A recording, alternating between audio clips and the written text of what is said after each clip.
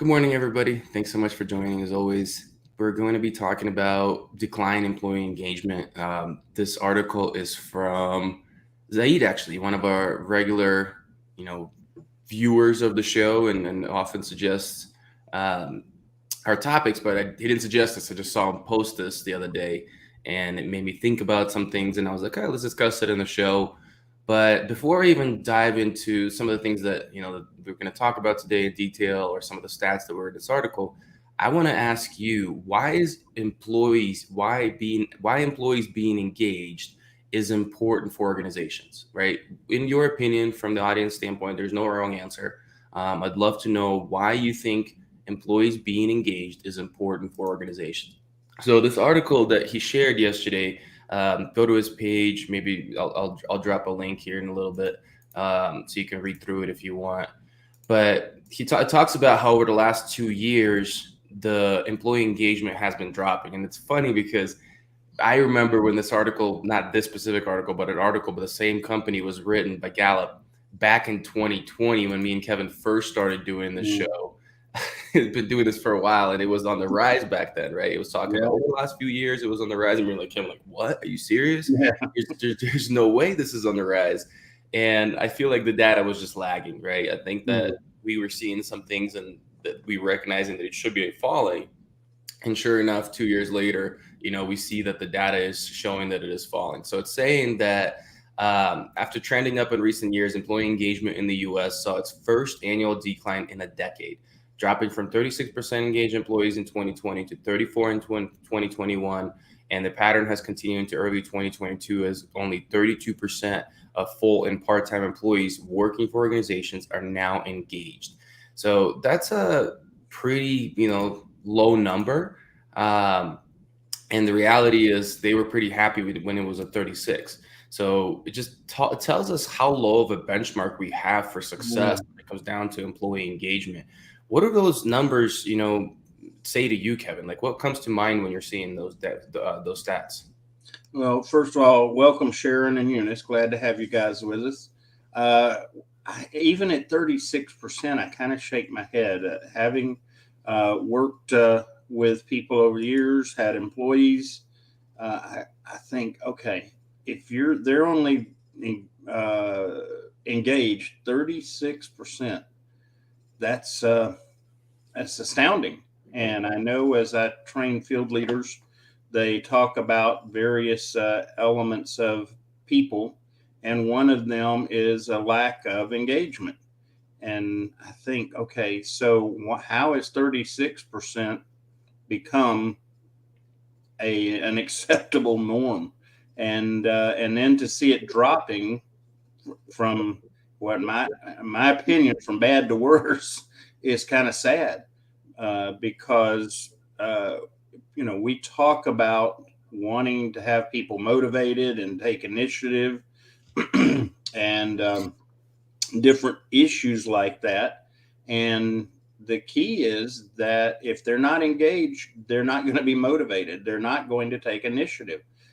In fact, they're going to do whatever they need to do to barely maintain, and that's going to be about it. And so those statistics concern me greatly, but it also explains why field leaders and others are complaining as much as they are. Welcome, Suzette. Glad to have you with us today. And so I think part of it is we talk about employee engagement, and like you asked, what does it mean? Why is it important? What is it a factor of? It sounds very, nice term. We want people to be engaged, but why? And that's what I was thinking about as I was working on this yesterday. Is what is employee engagement? And how do you define that, or what do you think of as employee engagement? Great question. To me, it's a broad, right? First of all, from a high level, it's giving and caring about what they're doing from the organizational standpoint. It's not just about, stamping the time card or anything like Mm, that. It's showing up and trying to produce good work for the sake of the organization doing good work, right? For the sake of your team doing good work. From a high level, from a more detailed level, right? It's really being able to focus, even being able to focus on the job, being able to stay consistently focused on the task they're doing, being able to not be on LinkedIn and surfing the net, watching cat Yeah. videos on YouTube, you name it. So to me, it's those kind of things. But I think the first one is the most important. It's really caring about the work that they're doing. Mm-hmm. If they don't care and they're just coming in to punch the clock and get a paycheck and not worry about the output, it's kind of like they're doing enough to keep their job, right? That to me, what is a person that's not engaged. There's different levels, right? There's an engaged employee and there's a disengaged employee, and there's also people in the Mm-hmm. middle who are not fully disengaged, but they're not fully engaged, right? And the reality is those people are coming in and they're doing enough to not get in trouble, to not, be called out, to still maybe hit their quotas, hit their numbers, hit their outputs, but it's at a fraction of their capacity. I think that a fully engaged employee is somebody that is not just giving it all, but their output is their best. Mm. Yeah, and but thanks for letting us know, Suzette. Appreciate you being here and listening in, even if you aren't able to comment. Appreciate you letting us know that. Engagement is, I think of maybe a contrast. When we have to do a chore at home that we don't like to do, we do it enough to get it done and check it off, versus how we are interact with our hobbies, something that we really want to do, and the level of commitment, the level of input, the level of effort, all of that is about being engaged. And you watch, again, think of your most or your least favorite chore you're going that has to be done, and it has to be done, so you get it done at a minimal effort to say that it's checked off. But you look at how you invest in your time and energy and effort with your hobby. In fact, we talk about this when I do the leadership training, and how we sometimes complain about challenges and I'm tired or this is a lot. But when we're doing our hobby, when we're fully engaged, that stuff goes away. It hasn't changed, but our approach to it has changed, and our willingness to invest of ourselves fully in whatever it is. And that's what I think we're missing and looking for in our employees, is that level of, I don't know, investment. Is that a fair term to say that we want? Employee engagement means that they're invested in their job and in what they're doing. Yeah, it's a care factor, right? Like Mm. that's the thing that I look at, is I'm like, how much do people care about the output of the team, of their output, the company output?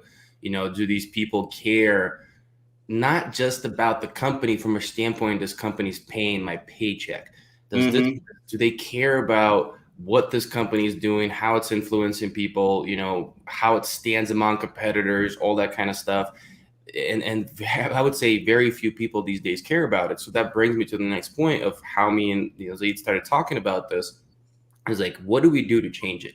What do we do to increase employee engagement? And I'd love to know your opinion, right? Like, what causes you to be more engaged with your company? What kind of things do you do from the audience standpoint that make you feel like, or your company does, that either makes you to be more engaged or makes you to be more disengaged, right? Whichever one you think is fair to share, feel free to type it in the comments. But me and him got into a discussion. Good morning, Lydia. And of course, I always go to the thing that I'm, always talking about, and it's the state of how people are. And we'll talk about that in a second. I don't think we're talking enough about it. Hey, Zaid, you just joined. We're talking about the article you shared yesterday with employee engagement. We thought it'd be a good topic, and we're just talking about, actually, you're in my discussion, and he was mentioning the why behind it, right? I think it's really important point that he brought up. people being connected to the vision behind what they're doing, behind what the company's doing. And I feel like there's more people talking about it than the other one that I'm going to mention, but there's many others. Like, for example, and we'll break each one of these down, but what they're doing, does it connect to the bigger picture? I think that Mm. it's one of the things that, I look at when I do a lot of change management. So I come in, and if employees are struggling, right, employee engagement is part of change management. Um, and what I do is I see, and we're like, okay, we did a survey, employees look disengaged. And I take a look at their roles, I take a look at their daily tasks, Mm. and I see, are they kind of siloed out to where they don't see the bigger outcome? They don't see the bigger impact. Is the leadership team sharing, how using a factory, it's an easy analogy, how them putting together a tire is getting somebody's kids to school, right? Like Mm. things like that. Like they're not seeing that connection of what they're doing, how it connects to the bigger outcome. Sometimes it's also could be monotony of roles. So Mm. switching people up and what they're doing and being able to have them grow their skills. So sometimes employee engagement also to me depends on their development, their growth. If they feel like they're stuck, if they feel like they're not progressing, people become disengaged. The other one, that comes to mind, I'm just rattling them off and we could dive deeper, is being challenged. People need to be Mhm. challenged, right? We need to feel like we're constantly being asked, not just more than willing to give. We're giving the right things to keep giving and supported to do that, but also we're being asked things that are causing us to grow and become better. What are your thoughts on some of those, Kev? Well, one of the keys is understanding our people, because some people, for example, we talk about monotony. Some people would feel that monotony is a problem and they would become disengaged over it. Others like that repetitiveness, the predictability. And so understanding people and understanding how tasking them is going to be part of their why and part of their who they are, and that is so important. And I think back to Jim Collins, Good to Great, and that was, rather than necessarily get people engaged or get them on board, get them on the bus, uh, and for a particular task necessarily, try to get people on board that fit the culture of your company, that fit in, and then determine which set of taskings would be best for them, and include them, by the way, in that process, because the more it fits them, the better they're going to engage and the more likely they're going to maintain. I think about Jobtimize is one of the best assessments around for careers. And one of the unique aspects of the Jobtimize assessment is that it doesn't look at jobs and line people up based on talent, education, or experience. It bases it on behaviors. And the key there is that matching people's behaviors to jobs that have been profiled based on behaviors, I think it's like 4 times the accuracy in predicting successful outcome in that role over any of the other things. And that's where, because I think when we go uh, based on behaviors, who people are, what they do, their natural wiring, then we're going to be able to have them engaged, because it's like what we talk about, 10%, our 10% branding. The reason you do 10% is because you don't want to make massive changes to what people do on a routine basis, because when you do, it doesn't endure. Whereas if we can get them pulled in and engaged based on who they are, what they do, then it's a natural outcome, a natural output, and therefore it will endure. and they will buy into it and invest because that's who they are. Welcome, Christopher. Glad to have you with us. Yeah, no, so it's Technical difficulties. Sorry about that, Sharon. Appreciate you hanging in there with us. So, yeah, and it's like one of the things that we haven't mentioned about employee engagement is how much are you people looking for another job? Like that's an easy fact. It's hard to measure, obviously, but that's the reality of the situation. If your people are engaged, they're not looking for other jobs. They're committed to this one. They're that's looking right. to grow. They're seeing a future, and to that point of a future, to increase employee engagement, help them see a future with the company. Right. But if you want them to be invested in this company, help them see beyond just, 6 months, beyond a year, help them to build a career journey that hopefully matches where the company is going. Right. Part of it is vision, but part of it is just, development. Part of it is promotions. But at the same time, like, even if people have a great why, the pay has got to be there too. This is something that we talk about from time to time. There used to be a number in America, at least, right? That number in the United States used to be $75,000. That was a few years ago. So with all the inflation and things like that, I'm assuming it's probably, 85, 90, who knows, maybe even 100,000 now. It's basically a number to where people have to make that amount of dollars in order to be motivated to their fullest by pay.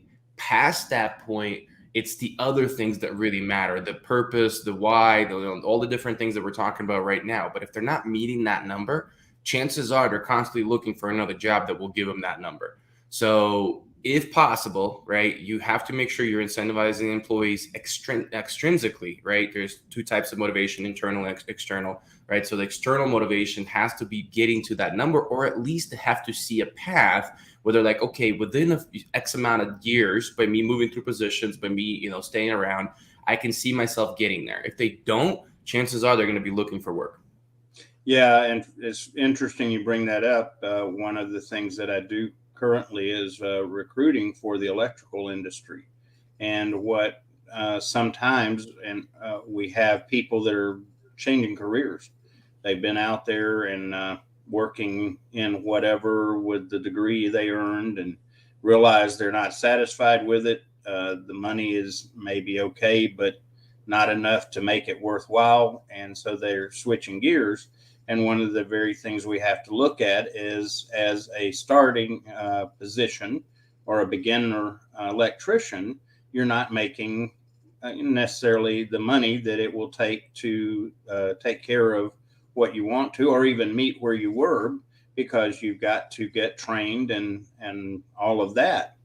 And so part of it is looking at, okay, yeah, at year one of your apprenticeship program, you're making this, but by the time you get to year 4 and complete, you're making this, which at that point is exceeding where they were or whatever.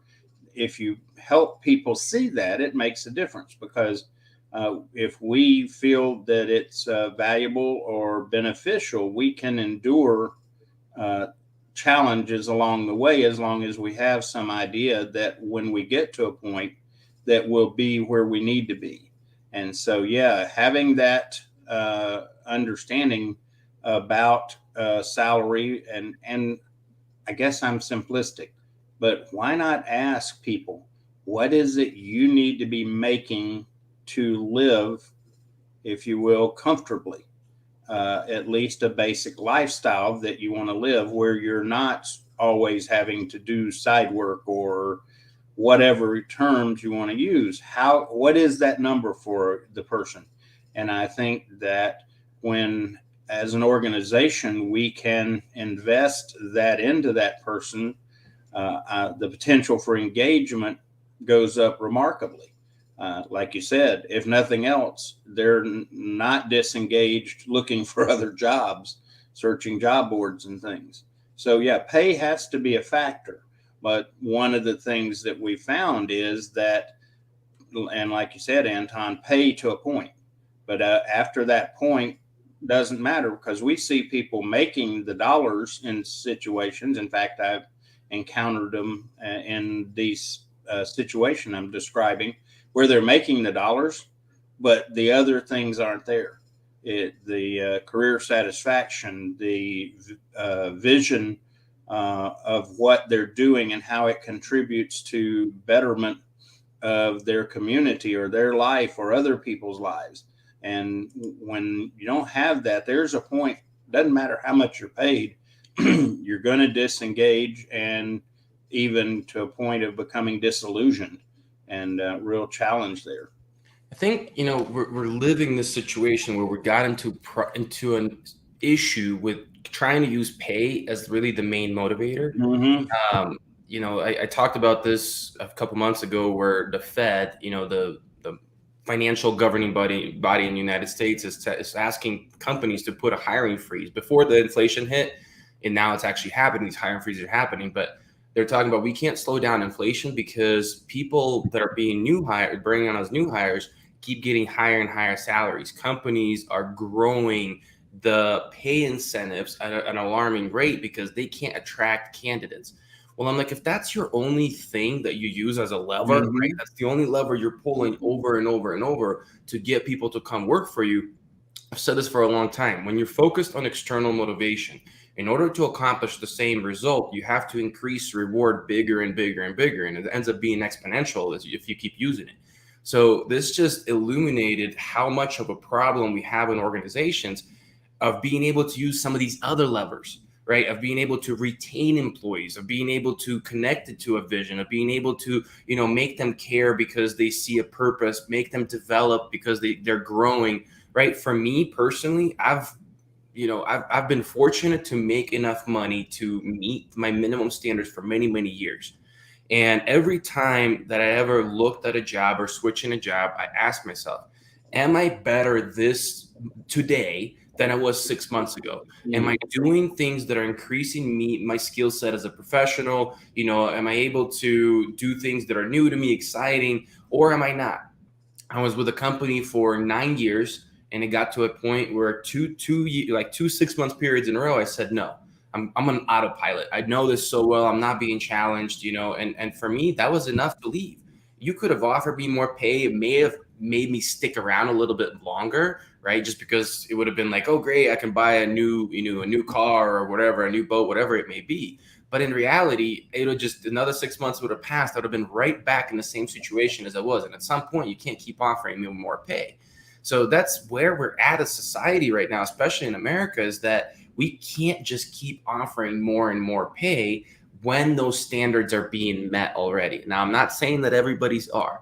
So we have to look at some of these other motivators that we're discussing and go, okay, this is what's important. We know, for example, flexible work schedules right now is a big deal. But at the same time, that's not the only lever. Like Kevin said, you have to know the people. You have to understand what's really important for them, and then hyper customize your approach to keep those people engaged. It's not a one size fits all solution in modern world, nor has it ever been. But now even more so, you have to understand, okay, this person cares about flexible schedule. This person cares about development. This person cares about growing as a leader and getting promoted. This person actually does care more about money. And understanding how, even if it's just money, like, okay, I'm going to focus with you how we grow you to make more money, right? If it's development, I'm going to constantly invest in you. And then also, not necessarily that, I'm going to give you opportunities to grow by giving you tasks that you may want to do on your own because you like responsibility as a growing leader. And figuring all that out, that's how you keep engagement. But look, if you want to dive into that, Zaid's comment, it's got Zaid says, one of my thoughts starts at recruiting and maybe even at school before graduation.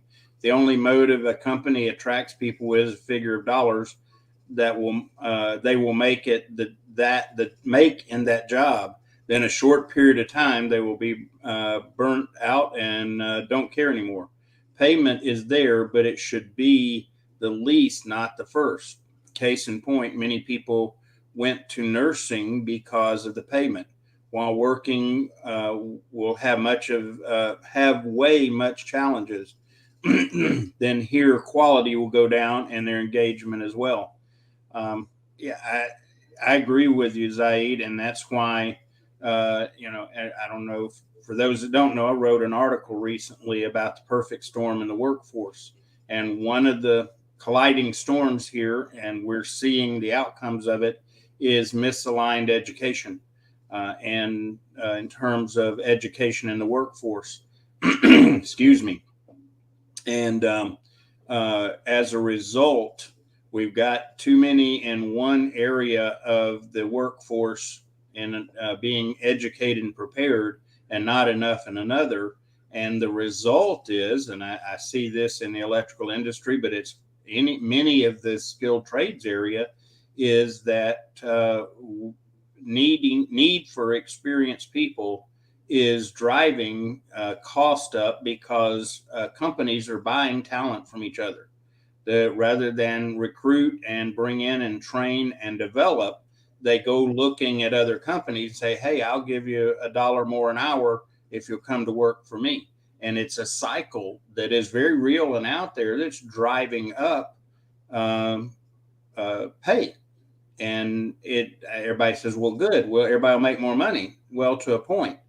Like you observed, that's a factor in inflation. And if it's driven by just money, eventually it's going to even that not work. And we're back to a bigger problem because now we've got higher cost of living and all of that. And so it's just a vicious cycle built around only using money as an attraction or engagement. And so we've got some system problems out there. And by the way, the three storms that are colliding is management and how we approach dealing with people, education and misalignment. And the third one is one that Anton and I've talked about and even came up with, I think, an appropriate way to approach it. And that's about flexibility, strategic flexibility, and being able to allow people that flexibility in their work schedules, or whether they work at an office or at home or a combination. And those three storms, two of them have already been at work for a while. The third one is gaining strength. And if we're not careful, there's going to be again, perfect storm in the workforce that's going to create huge problems for even big companies from an employee standpoint. One of the evidences is what we're talking about, the lack of engagement that we see in the workforce. We see people trying to make $1, but in terms of being engaged, it's not happening. No, it's interesting. We are losing the ability to look at things strategically. I feel like even though these companies have every consultant in the world or internal people, their strategy officers, when it comes down to engaging our employees, we are not approaching this strategically. Everything seems to be very reactive, very, short-sighted. So for example, right, to Zaid's point, when all we keep using is money, we're not seeing what actually is happening. We can't afford as companies to pay everybody that much more. So we end up paying our new hires more, creating a bigger gap, which is currently happening between old hires, right? Not by age, but people that have been there for a while, and new hires. And people that have been there for a while are going, I've been here forever. Like, why are you bringing on this brand new person and paying them more than me now? Well, they're doing it because they have to, because they think that's the only lever they can pull to attract talent. But the issue is now your retention's going down the drain and you're losing some of your best players because they start looking around, they're poking their heads up and they're going, okay, well, let me see what's out there. And somebody else is offering them more money. And it gets into this really bad cascading effect. And we got to pull ourselves out by being more strategic. And like I said already, it starts with hyper customization. It's understanding what do we need to do. But first of all, it starts with employee retention. Stop always focusing on acquisition. It's all we've been talking about for so long because people don't really know how to focus on retention. I'm telling you, like, when I haven't talked about this for a while, but I specialized in recovering, fixing underperforming teams. That's the number one thing I focused on. Keep my people there longer. Because especially in a sales environment, when you have clients, when you have relationships with people, being able to extend the life cycle of how long somebody stays with a company increases their output, increases their relationships, increases, people coming back and repurchasing things from them. That applies across any organization. And when I cut turnover in half, all of a sudden, all those other things start to jump forward. And I didn't have to focus on a million things. I just focused, how do I keep my people happy? How do I keep them here longer, right? And there's many different things. We already talked about it. Keeping them engaged is a great way to measure if I'm going to keep them here longer.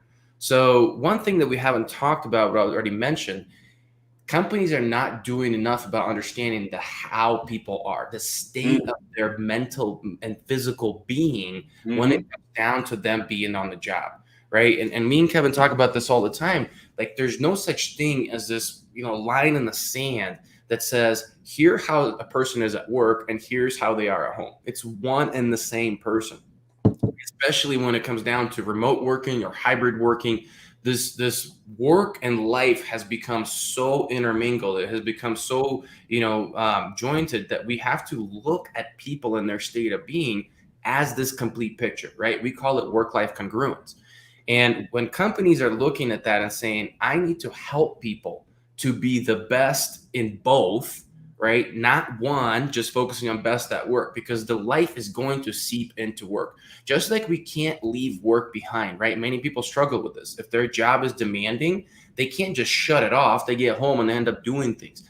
Well, you can't leave life behind. You have concerns, worries, and things that are happening at home. And if you don't have support for that, your work is going to be impacted. If you don't have support in all those different areas of life, your work's going to be impacted. Now, the other thing is health, our physical and mental health, right? They're not opposites, they're one and the same.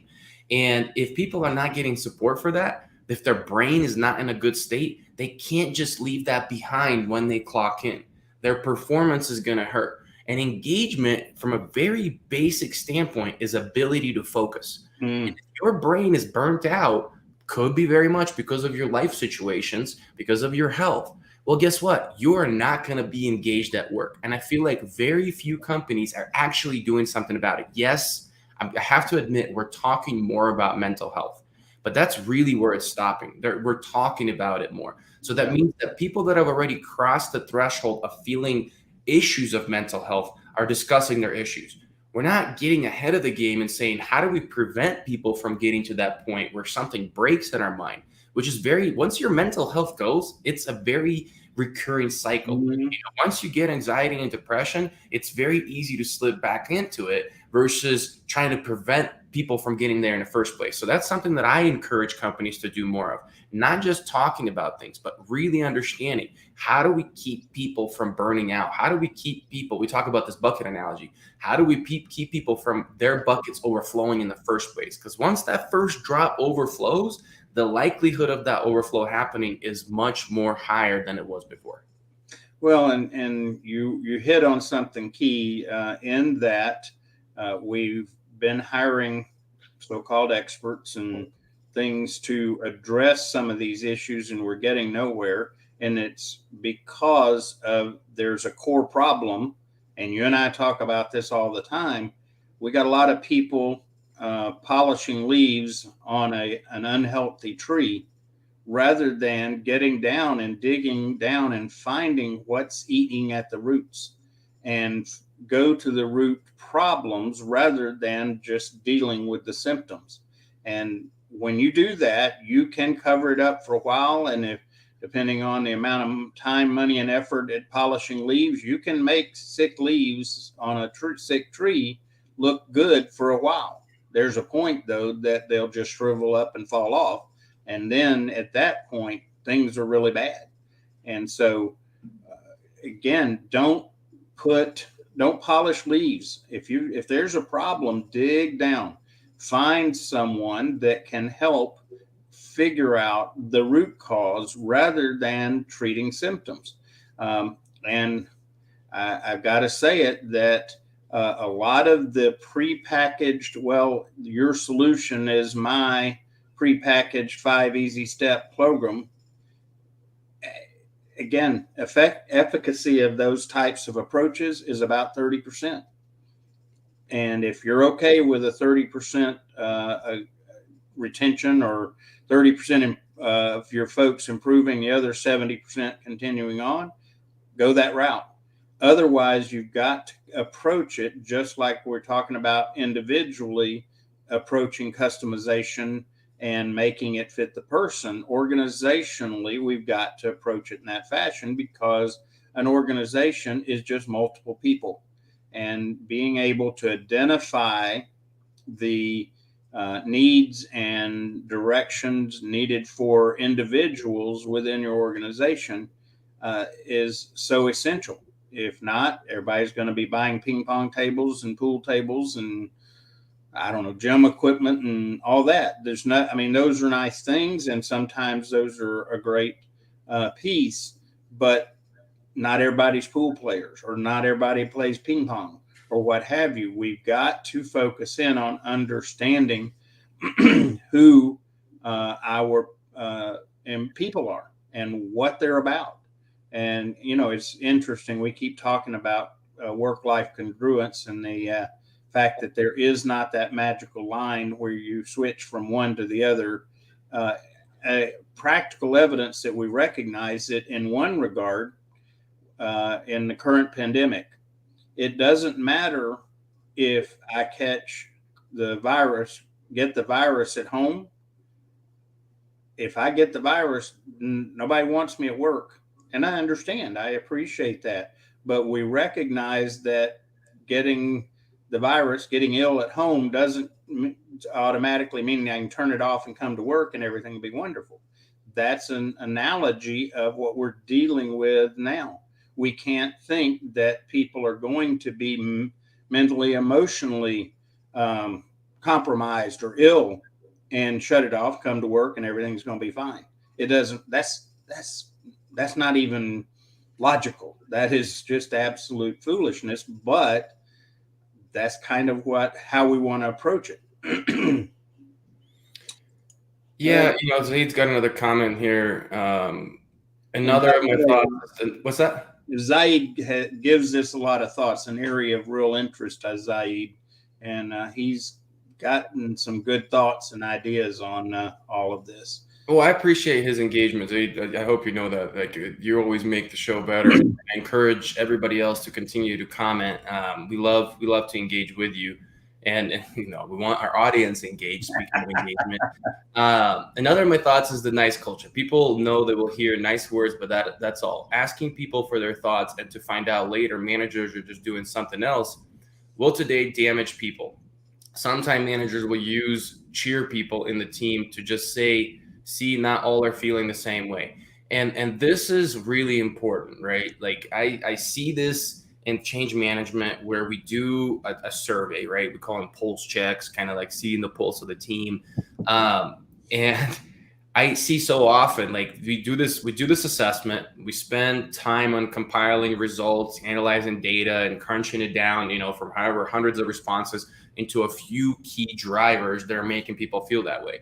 But then nothing happens, right? People talk about it. We're going to fix this. New project comes around, new deadline part comes around, and people forget all about it, right? And the leadership, more importantly, forgets all about it. The people that did the assessment don't forget all about it. They're like, assessments are not fun. People, first of all, nobody loves assessments. Like when it comes down to like organizational assessment, not your personal assessment, they don't love it. It takes time. It's annoying, but it gets real annoying and very disengaging when I told you something over and over and over, when we've now identified that a group of people is saying this, but we see no change. What was the point? Why did you make me go do this? And it just makes it even worse because you gave me opportunity to speak up and for my voice to be heard. And now you actually really told me that it doesn't matter, right? So that is not the way to go. And I'm glad you brought it up. Assessments is a great way to go about understanding where your people are and where their engagement is. But it's also not as simple as just, fill this out and let's figure it out. You know why? Because the people that are disengaged are not going to fill out the assessment. That's the truth. Mostly the engaged people are actually going to fill out an assessment. So thinking about when I'm pulse checking my team, when I'm taking a look and getting an idea of where my team is at, I have to make an assessment be engaging. I have to give people incentives, even for filling out something that gives them opportunity to hear their voice, because I truly want to hear everybody's voice. If you're getting a 33% response on your assessments, not a good assessment of your team. You're going to come up with a very small view, and it's going to be misguided because it's the engaged people that are telling you things are actually better than they are. So it starts with actually making change, even if it's on a small scale, proving that, yes, we did this assessment. This is how we adjusted. This is the changes that we made. So that way, next time we talk about it, people are actually more likely to provide input. But the other part is gamifying it, right? Like, have competitions between teams. Like, gamification is just a great approach in general. Most people are marketing and figuring it out, but leaders need to figure it out and think about using it for engagement, right? Have competitions between people, how much teams are answering these situations, incentivize people with, recognitions, with badges, with small things. Doesn't have to be always monetary, right? And shout outs and things like that, where by team, not necessarily individuals, and have them compete, right? So that way you get good data and then pivot based off that data. Yeah, a visual I think of is I've seen, one of the feedback methods is a comment box, and put a comment box out in cards, and people fill them out and drop them in. And I've seen pictures of comment boxes that are packed full to a point that the pieces of paper are hanging out the top of it and all this and dust on it. That's a visual of what happens quite often. We take the step to gather people's thoughts, and you're more engaged, and companies that are trying might even do the compilation and even meet about it and share the compilation, but then they go on to do nothing with it. Nothing changes in terms of core behaviors, in terms of policy, and that will disengage people so quickly. Think about it. If you are dissatisfied with a purchase or a something at a store, and you go to that store and you talk to whoever, a manager, and ultimately they look nice, they smile, and when it comes down to it, they kind of go, well, whatever, and do nothing. You're probably not going to go back to that store. You will disengage completely from that relationship. And it's the same kind of principle we're talking about here in terms of getting people's perspective and doing nothing with it. It is so damaging and so disheartening, so many disses that occur as a result of that. But yet, that's been going on longer than I'd like to think about, and I've had opportunity to see things for a long time. And if you need to find out about what your people are thinking, what they're feeling, what they're experiencing, and big and all caps, quotes, underline in bold, and do something with what you find that affects or changes things where needed. And, you can't change everything for everybody all of the time, but you can make an effort, and by acknowledging it and letting people know what kind of decisions are being considered and what kind of policy changes you're looking at, keep people in the loop. That alone will go a long way. Again, don't tell people you're making changes and don't make them, but including them in the process can make a big difference.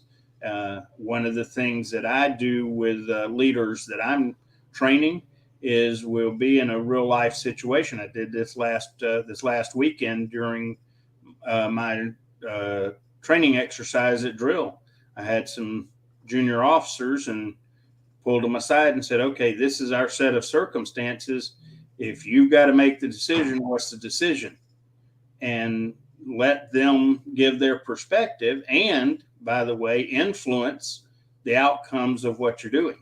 When you do that, people will engage and invest because they go, okay, what I say actually means something. I'll give an example of being a parent. By the way, being a parent is a leader, whether it has that official designation or not. It is being a leader. And when we engage with our children to understand them and let them influence the way things happen, it makes a huge difference in terms of them buying in. And it's the same principles at work. We want to know that we're contributing more than just producing that widget, that software, that whatever. It's got to be more than that, because that's the way we're built. That is the way we are by design. Yeah, and the thing is, companies I already mentioned are not strategic with employee engagement. We're trying to get immediate response. We're trying to get immediate outcomes, and it's not something that's immediate. It's something that takes years, because engagement is part of culture. Culture takes time. Culture is not like a 6-month thing, right? Neither is employee engagement. You can make a small uptick within 6 months, but if you really want to make, long-lasting changes, it's a multi-year thing that's usually going to, take a lot of effort. Problem is, companies like, oh, it's a high cost, so they throw a little money at it. They try to work on that leaf, like you talk about polishing a leaf, and they're like, oh, we didn't get anything out of it. It's not a cost; it's an investment for first of all. And when you start doing some of the things that we're talking about, and you really start putting the money into it, going from a company that's 30% engaged to a company that's 40% engaged, that's going to return all of your cost, or your investment, I should say, tenfold. Like the amount of revenue, because then it just starts to pull people in. Those extra 10% with time will pull more people in, whether it be outside an organization or inside the organization. And then you start to create that pull effect. Then all of a sudden, you don't know where good things are coming from. You're like, I feel like we're not doing anything different, anything crazy, but all of a sudden our people are better and better and better. That's because at the root, you've done the right things. You've invested enough there to now all of a sudden, all those leads are starting to get better because you took the time to take care of those roots. Well, and this multiplying effect you're talking about, Anton, is going from a leader-centric approach to a team-centric approach. Because if it's leader-centric, which is your traditional management model, by the way, it's all about the manager and what they do and pushing others to do what they want them to do. Whereas a leader-focused culture is about developing the team. And what happens is that you go from bringing motivation from just the manager, whatever that looks like, to engaging your team, and they bring their own motivation and motivate each other too. And so you're multiplying the effect as a leader of, you're not dependent solely on that one person for motivation and those pieces. When you engage each team member in their strength and what they're doing, it quickly will multiply among the whole team. And people don't get that.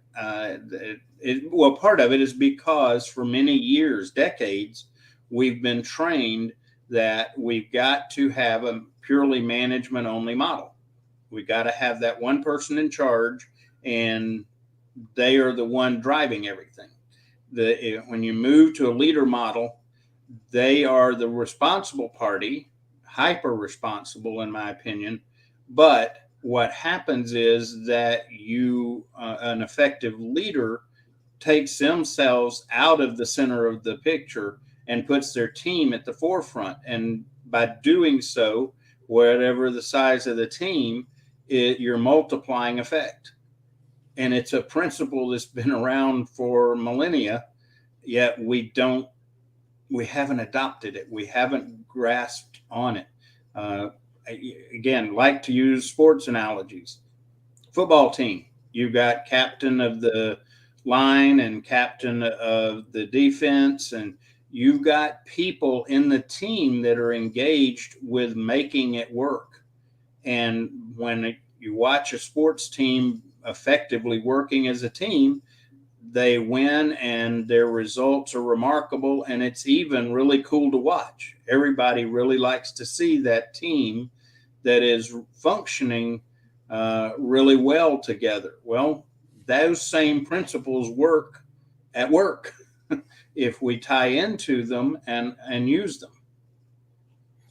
Absolutely. I think there's another comment from Yes, I got a comment. Another thought is the testing thing. Like in school, you either pass the test or corrective action. That will just through people, maybe not all, but many off the wagon. This gives me the message. I don't trust what you are doing or what the customer is saying. Yeah, I think he's addressing the hyper focus on doing testing and the fact that testing is a piece, but it's not the piece. And yet, in our culture, in education and work, we have used that as the determining factor in things rather than looking at the people. Okay, maybe they didn't pass this test for whatever reason. Well, what are other factors? What are other considerations that we should take into account rather than being hyper focused on one way of doing something? And so, yeah, I agree. And even we have an assessment that we offer, and it's a great tool. But if that's all you do is you have somebody go take the assessment, and it either says they're healthy in their stress levels or they're not, and that's all you do, don't bother. Don't waste your time. Yeah, speaking of assessment, our website's been down. I'm rebuilding it, folks. So I apologize if you tried to take it recently. I should have it up by the end of the week. But Zaid's comment makes me think about minimal viable product, right? Like, and people look I feel like many companies are doing this. Their minimal viable product is they're keeping their people, right? They're just like, okay, we're keeping our people. Well, you got a bunch of people that you're keeping. They haven't left yet. They're looking, but they're not engaged. They're just sitting there and showing up to work day in and day out with bare minimum performance, right? And the problem with that, if you operate that way for a long time, your benchmark of what good is lowers over time. And that just drags everything down. So when we assess, when we test, when we do all these things, we have to not just look at a minimal viable product. We have to get away from this. Let's just hit good enough. No, we have to look at where the potential truly lies and then create strategy with engaging our people, finding ways to make them happier, finding ways to care more, increasing the care factor of how we get there. Because you don't get to your potential ever without going through your people. You can't go around it. You can't build a new technology. It'll only just increase you a little bit. If you go and you put in the time into your people and look at the root of issues and invest, with time, the gap between your output and your potential will close. But also the potential line will continue to grow because you understand we've been looking at bare minimum this whole time. Yeah, we've been economics class I took years ago. The word was satisficing. We have been satisficing for so long that we don't know what to expect to truly be satisfied, truly find a good level, a healthy level of accomplishment, of effectiveness, and all of that. So some takeaways, Anton. Let's kick around a few key takeaways here. Your thoughts? Yeah, just one thing for me, like start this process early on in your company. Right? When your company's young, that's usually not when a lot of time people don't do this a lot. But every dollar invested, and I don't mean total dollars, I mean $1 per person in the company will make a bigger increase early on in your company than $1 per person later on in the company. Because the bigger the company is, the bigger size the locomotive, right? That's the kind of the analogy you want to think about. It takes time to get the locomotive going, a lot of fuel, a lot of investment. But if you are starting early, it's just a small car for now. It's turning on, press gas, and you're able to go. So don't wait to invest into your employee engagement until in the later seed rounds, if you're an entrepreneur, until your company's reached 500, 1,000 employees. because it's really, really difficult to get that size of a locomotive going fast or even moving at that point. And think about it that way. So it's easier to build that culture of engagement early on and employee investment early on than it is to try to catch up because you haven't been investing into it. The why, big part of the problem. And when you're starting your company, the why is so important, and not just having it, but being able to communicate it. And the way that that's best done is establishment of clear vision, clear values, and a thoughtful, strategic mission. And when you have that, that gives the organization a place to bring people. And if they don't identify with or find shared components with those three parts, you're going to have a problem. I don't care what size, time, company you have, eventually you lack that, you're going to have a problem. The only mitigating thing is if you get to size and there's enough money to keep things afloat, you can sustain for a while just because you got deep pockets. But in terms of effectiveness, in terms of driving forward and being a strong organization and being more than just good, being more than just satisficing, you've got to do these core principles. You've got to have this. If you don't, eventually it will affect you one way or another. And so be sure that it is clear, your vision, mission, and values, because that should be the core of what attracts people to your organization and causes them to be a part. when they share your vision, mission, and values out of their own life, motivation's taken care of. You're not having to push people because they're pushing themselves because it's who they are.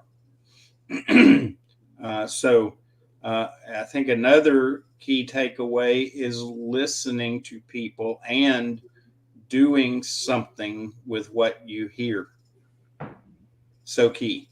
If you don't, you'll disengage your people rapidly and quite often on a permanent basis. They may stay, but like Anton said, they're going to stay and just get by, and they're going to use you to get by until they can find something better. Yeah, and the point I'm always making is don't forget about the state of how your employees are, not how they're doing things, but really the internal state of how they're doing from a physical and mental standpoint. I look at it as the why is kind of the software that operates the machine, right? That operates this human machine, but the state of people is the hardware. Right. And too often we're not thinking about that both need to be taken care of. We're constantly just really software. But I'm like, but your hardware is wore out, right? Yeah. Your people, physical and emotional state and mental state has worn out. And we need to do something about it. That's more than just talking about it. Like, once again, I keep saying this. I keep saying this, that I'm grateful that we're talking about health more, and especially mental health. But I feel like we're just scratching the surface and really not changing anything, because we have to go much deeper than just talking about it. We have to do something about it from preventative action standpoint, not a reactive action. Big key is that we've got to be holistic. You can't look at people in one plane or one way.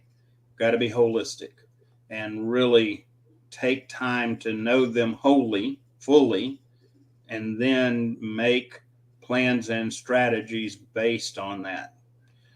So we're up against the clock. And Zaid mentioned that we talked about clarity of communication. Well, the good news is next Tuesday, we're going to have as a guest one of the best, most effective communication coaches around.